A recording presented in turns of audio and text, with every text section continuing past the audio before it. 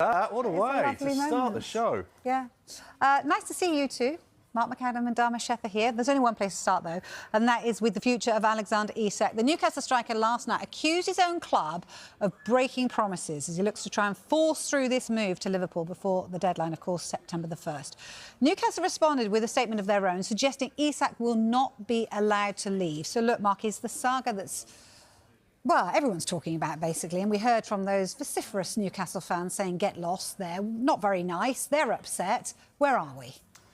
This has been quite extraordinary. I've been covering transfers for a number of years, not quite as long as this man. Oh. And, sorry, didn't mean to age you there. Tell you about his age. But I don't think I've ever known a transfer quite like this. Two of the biggest clubs in the Premier League, two of the biggest clubs in world football fighting over one player. You've got noises from both sides. You've got a record, Premier League record bid that has been lodged by Liverpool, rejected by Newcastle, and we're in this situation now where every single day there is a fresh development, there are new noises, there is new information coming to light, and it feels like you have to have a full-time job just keeping on top of one transfer, and our job is to try and be across multiple transfers in the Premier League and across Europe. Like you rightly say, there were two statements last night that were significant. The first from Alexander Isak.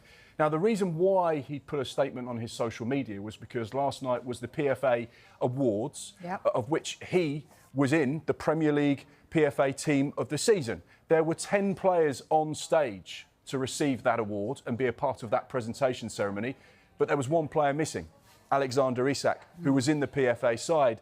And it was that absence that has prompted him to go onto his social media to thank the PFA and the fact that he was in this team. But then, of course, he explained his absence and said he didn't think it was right to be there at this moment in time where there's so much noise and speculation about his future. But then the statement went on, as you alluded to at the top of the show, and he said, the reality is promises were made, and when promises are broken and trust is lost, the relationship can't continue. Newcastle knew nothing about this statement, and the fact that he'd been so public with some of his thoughts and feelings had then alerted them to say, well, actually, we need to put a statement of our own out to try and just let fans know exactly our position on this, because we find it so difficult in these moments because we're trying to reflect accurately both sides of the coin. There is always two sides in a scenario like this. There's the Newcastle side, there's the Alexander Isak side. We don't take sides, we just have to try and report the facts as we know them. In their statement, they refer to a couple of things. A, the fact that they were disappointed about his stance and his public statement. There's been no commitment ever made with regards to him leaving this summer. Conditions of a sale have not transpired, and we do not foresee those conditions being met. You can see Alexander Isak turning up to training today around 3 o'clock. He's on his own training regime. He's not currently with Eddie Howe's first team. So therefore, you see those pictures of him arriving.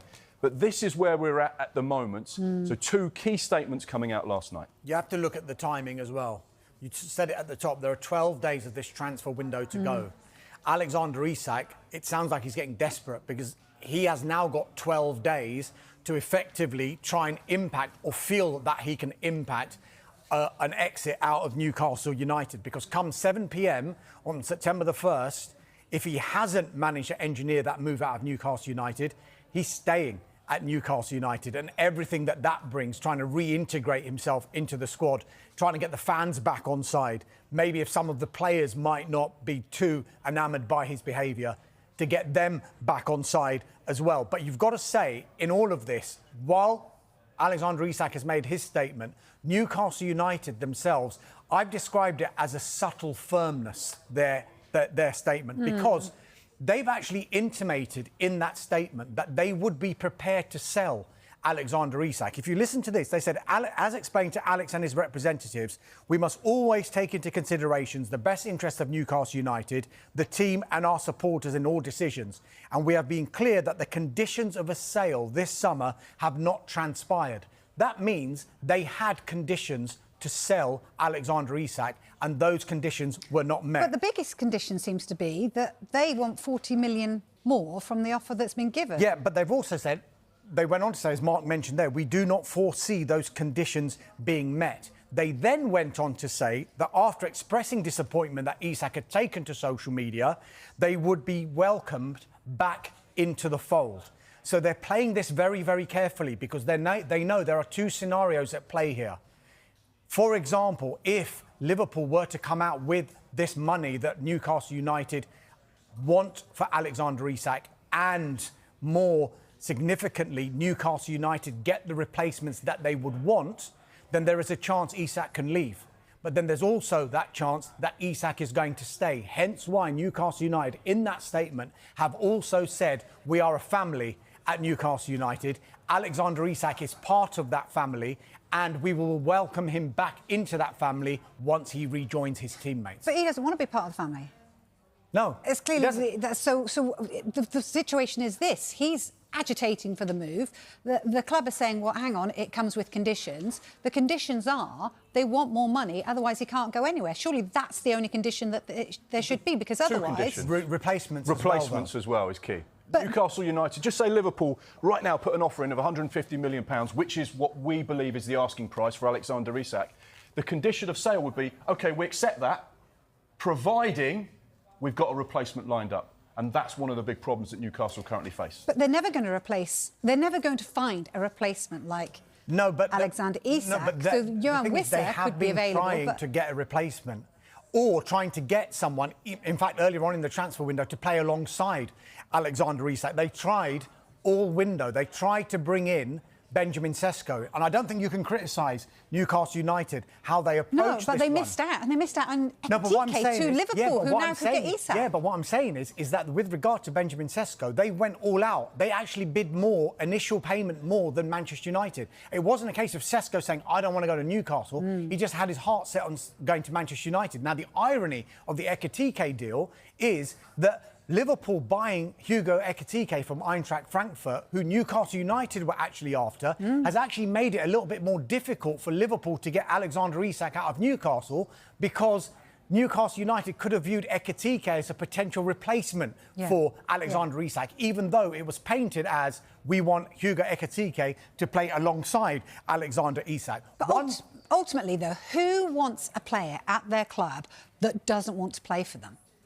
No, that doesn't make sense, right? You've got a player that's training on his own at the moment. But look at the precedent that of what's going on. Because there could be loads of players in the Premier League that don't want to play for you anymore. And but that must does happen every day. It must happen every day.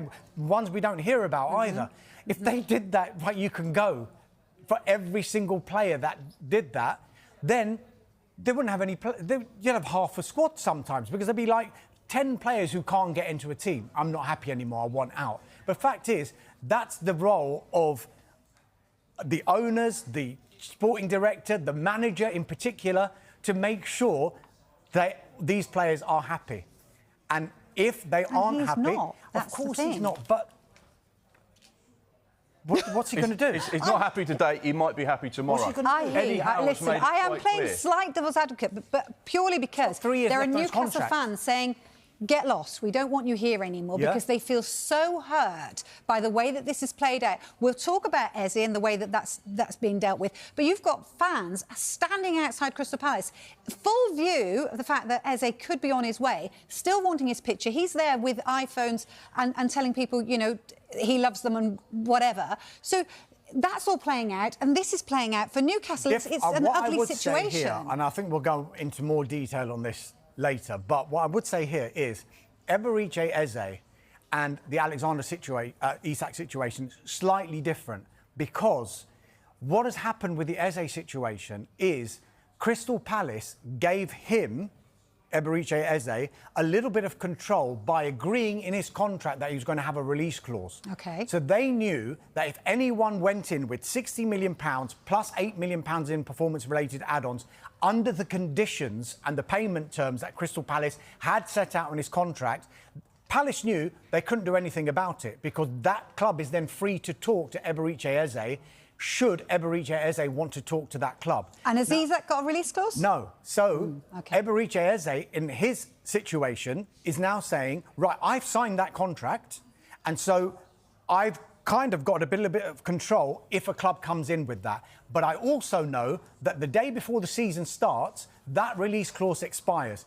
That means, and I've signed this, that the club now have control of how much they can charge for me. So, in a way, he has got no issues with Crystal Palace at all.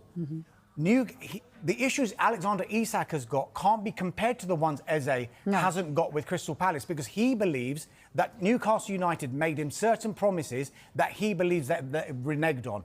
And Newcastle United, for their part, have come back publicly, because he's come out publicly, and they have said that's not true. There was never any conditions for sale or this new contract that they were going to talk about. I think this goes back to 13, 14 months ago, when the Newcastle hierarchy at the time sat down with Alexander Isak and his representatives, and the idea was floated at about a potential new contract at Newcastle United. And early discussions happened between... A new and improved one. Yes. Obviously, he was still on a long deal. New improved contract. Right. And there was early discussions between the hierarchy at the club and his representatives about rewarding him for being one of the best strikers in world football. That meant longer-term contract, more money.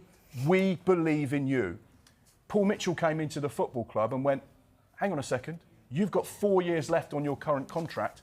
We don't need to give you a new contract. And I believe that statement last night from Isak is reflective of those promises that were made by the football club. Yeah. A new sporting director has come into the football club and said, no, I'm not going to honour what was potentially agreed or those conversations that were started, because I don't believe right now you deserve one with 4 years left on your current deal. And I think that stems, a lot of what happened in the last 24 hours and this summer stems back to those conversations that happened in excess of 12 months ago. And that's where a lot of his frustration lies, because he believes he should be paid like one of the greatest strikers in the world, and right now he's not. And that's where some of the problems are. And I think just one thing I need to say on this situation as well, which I think is important.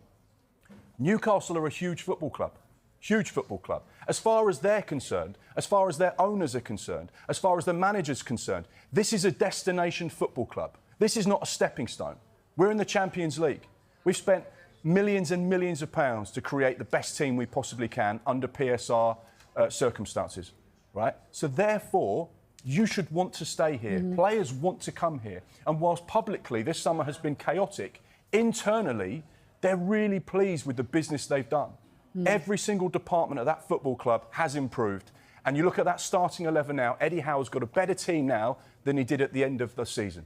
Isak being in that Newcastle setup is key to them moving forward. And I don't think it's a certainty he goes. Yeah, and I hear you. And I think that the bottom line is there's a situation on... There's both sides to this coin, but I think it's good to kind of hear both sides of it. Definitely. What is the situation in terms of... We'll have more on this throughout the evening anyway. But what is the situation on replacements? Wissa. Yeah, we talked about potential replacement for Isak. Johan Wissa isn't necessarily a replacement for Alexander Isak. I think he's seen more for Callum Wilson, because Callum Wilson left the football club as well. But this one is a pretty unsavoury saga as well between Johan Wissa and Brentford. That is an understatement, but it does seem to be moving. We heard this afternoon that Newcastle United had resumed talks with Brentford. We then heard that a bid had gone in of an initial £35 million plus performance-related add-ons. There are now reports emerging that that bid may have been rejected. We're just trying to get confirmation that that is in fact the case. They had a £25 million bid rejected earlier on in this transfer window as well. As I mentioned, this one has got very unsavoury. There are comparisons to be made, and people are making them between Wissa and what Isak is happening at Newcastle United. But rather like Isak, Wissa believes that Brentford have reneged on certain promises about him being able to leave. And he says he's been in talks with Brentford for the last 6 months about a potential exit in this transfer window. But sources close to Brentford are saying, no such assurances have been made. Rather like this Newcastle United Isak saga. But as far as Wissa is concerned, no intention of playing for Brentford again. He's removed, remember, all traces of Brentford from his